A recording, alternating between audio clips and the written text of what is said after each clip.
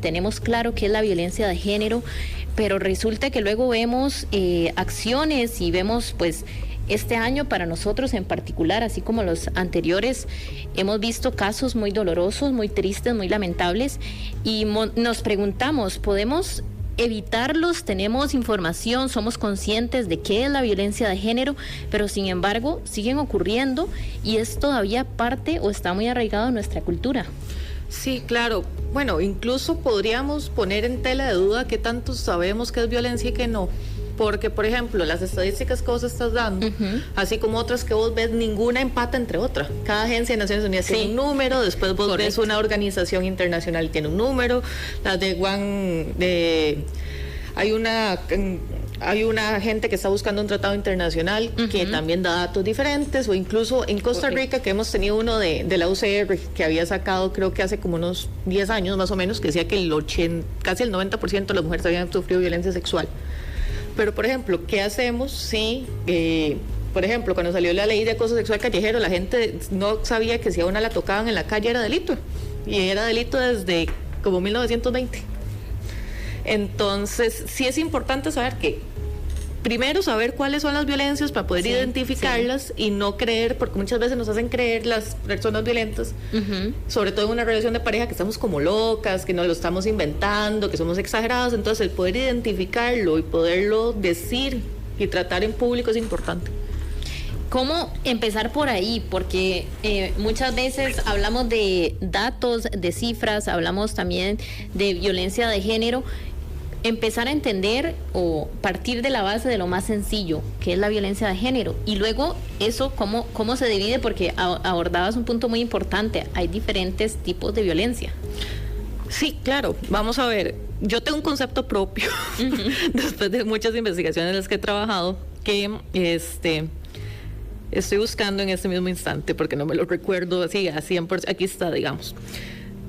La violencia contra las mujeres es la sombrilla grande. O sea, ahí puede haber violencia sexual, violencia psicológica, puede haber violencia económica, puede haber violencia física, puede haber violencia política, hay una diversidad enorme, violencia ginecobstétrica.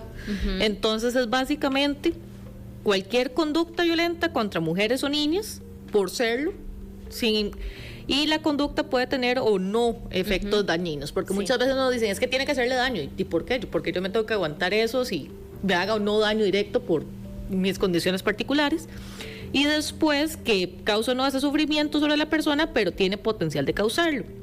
Y además es una violación de derechos humanos, como ahora probablemente Larisa nos va a contar. Y también es básicamente una parte de una desigualdad estructural y relaciones de poder. O sea, que históricamente las mujeres hemos tenido un rol que se considera subordinado, más de lo casero y tal, y que las mujeres estemos ya en la escena pública, lamentablemente no favorece a muchas personas.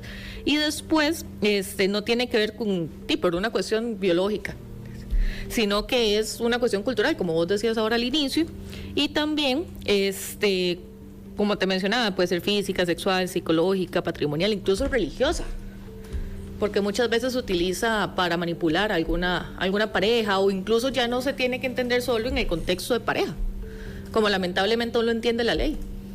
Sí, es que específicamente esto, y yo creo que también hablas de algo muy importante, es las relaciones de poder y cómo hemos entendido el poder, ¿verdad? Históricamente, quiénes tienen el poder y desde ahí cómo las mujeres nos posicionamos, ¿verdad? Incluso hay un miedo a ostentar ese poder o pensar que culturalmente lo tienen que tener, y lo vemos en la realidad también. Basta echar una mirada a los trabajos, por ejemplo, quiénes son los que ocupan mayoritariamente los cargos de jefatura, quiénes son los que están en las cabezas, en los más altos rangos, pero cómo esto, ¿verdad?, de nuestra sociedad, o desde devolviéndonos a nuestra formación más básica, ¿por qué no nos hablan de esto? ¿Por qué tenemos, digamos, que llegar a una relación donde las mujeres tengamos que vivir estos ciclos de violencia para lograr o empezar a entender que existe la violencia de género? Claro, vamos a ver, es que efectivamente está culturalmente arraigado, pero que esté culturalmente arraigado no significa que esté bien. Entonces ese cambio cultural se ha ido paso a paso. Las abuelas de nosotros no pudieron votar cuando nacieron, por ejemplo. y ahora sí, pero son cosas que imagínense que están vivas. O sea, que las mujeres que usualmente las abuelas, bisabuelas de la gente no pudieron votar cuando nacieron, digamos. Entonces, ese cambio cultural va de a poco, pero ese cambio cultural usualmente lo han venido empujando los movimientos feministas y algunas personas aliadas en algunas estructuras de poder. Por ejemplo, algunas personas en la asamblea, algunas personas de prensa, algunas personas en puestos de decisión y demás. Pero el Estado ahora se queda absolutamente corto. Tenemos un INAMU que realmente está invisible básicamente. Muchísima gente valiosa se ha ido de la institución. Tenemos también, me parece a mí, como una normalización de ya saber que cada semana vemos que una muchacha desaparece, y que todo el mundo ya asume que va a estar muerta, pero también tenemos al mismo tiempo gente diciendo, sí, pero es que, ¿y ella qué andaba haciendo? Y ella que nadie la tiene de fácil, o porque se le ocurre trabajar de noche, o mil cosas, ¿verdad? Entonces, el ir cambiando esas cosas, que alguna gente le llama micromachismos, que yo difiero, va cambiando la forma de pensar incluso.